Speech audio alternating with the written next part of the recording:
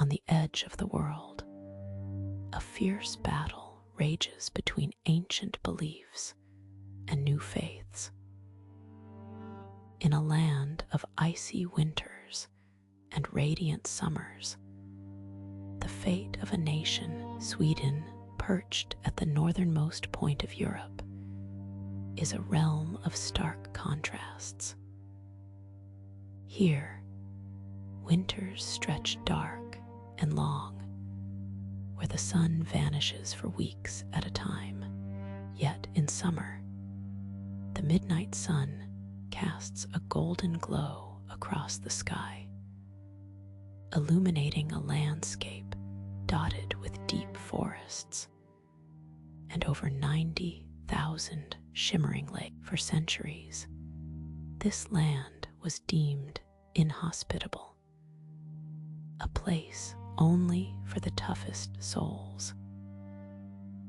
The first humans arrived around 12,000 years ago, trailing the retreating glaciers of the last ice age.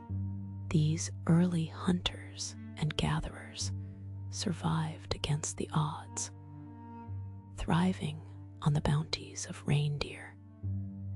And over millennia, they settled and formed communities, cultivating the land, developing languages and beliefs that would shape their identities.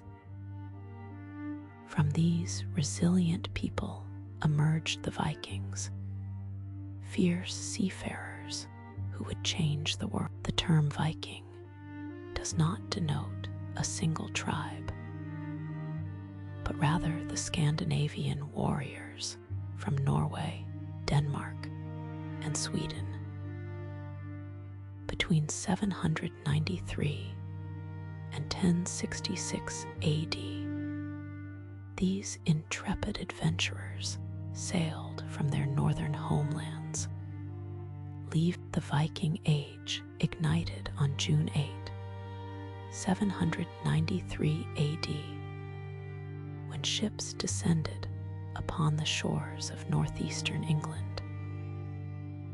They struck the monastery of Lindisfarne, a holy stronghold where monks were slain or captured and treasures were plundered. The Christian world gap. But while the Norwegians and Danes are often remembered for their raids, the Swedish Vikings, known as the Varangians or Rus, journeyed eastward.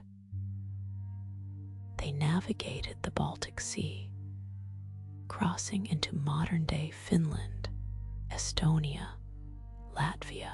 They discovered the vast rivers of Russia, the Volga and the Dnieper, realizing these waterways connected the north to the south, linking the Baltic and Black Seas. As they ventured deeper, they found themselves at the gates of two majestic cities, Constantinople, the shining capital of the Byzantine Empire, glimmered with golden walls and marble towers, while Baghdad, the heart of the Abbasid Caliphate, thrived as a center of knowledge and commerce. The Swedish Vikings became traders, transporting furs, amber, and honey from the north, while bringing back silver, silk, spices, and wine. Trading posts blossomed along the rivers, evolving into settlements, which in turn grew into bustling towns and cities. Novgorod emerged as a vital hub in medieval Russia, and Kiev became the capital of a new state founded by Swedish Vikings. Kievan Rus is the precursor to modern Russia, Ukraine, and Belarus.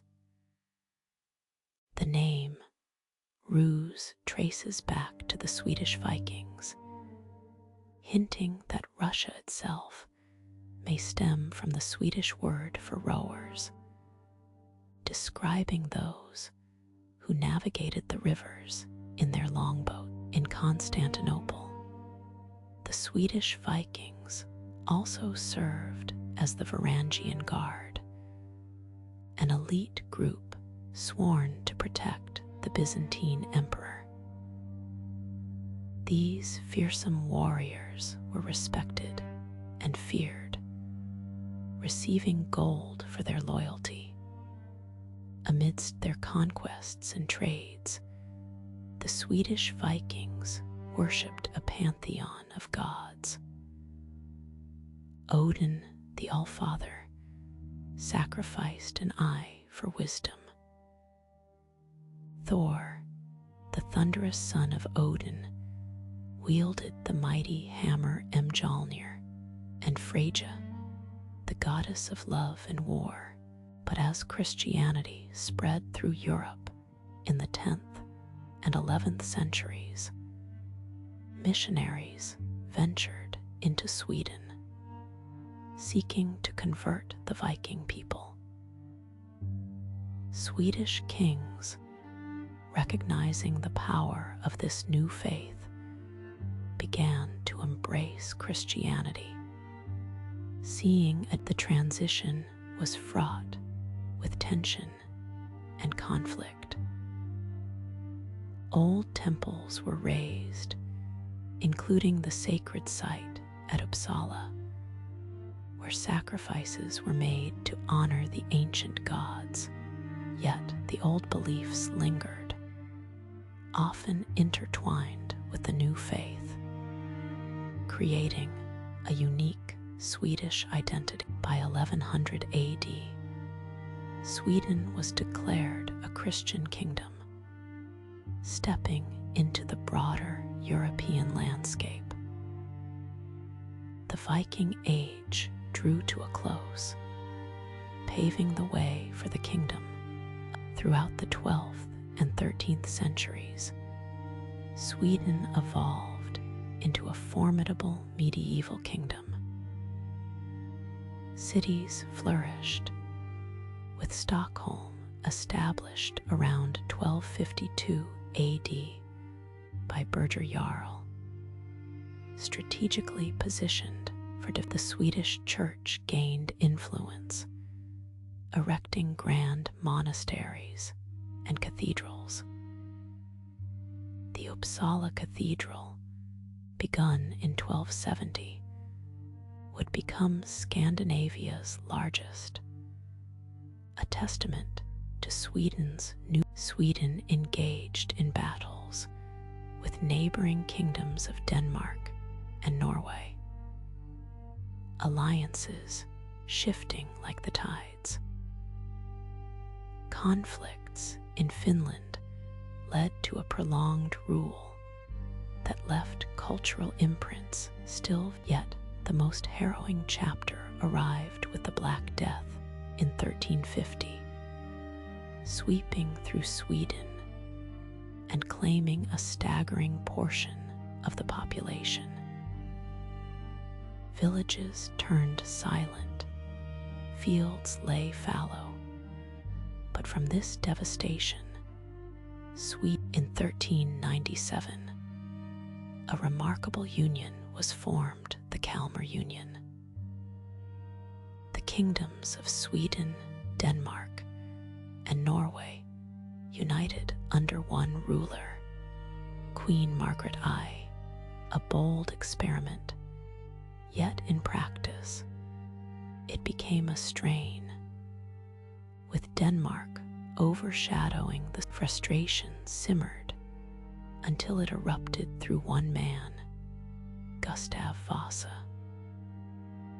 A young nobleman, he fled after his father was executed during the gruesome Stockholm bloodbath. Orchestrated Gustav Vasa's rebellion sparked a movement. He traversed the Swedish countryside, rallying support, igniting the spirit of independence.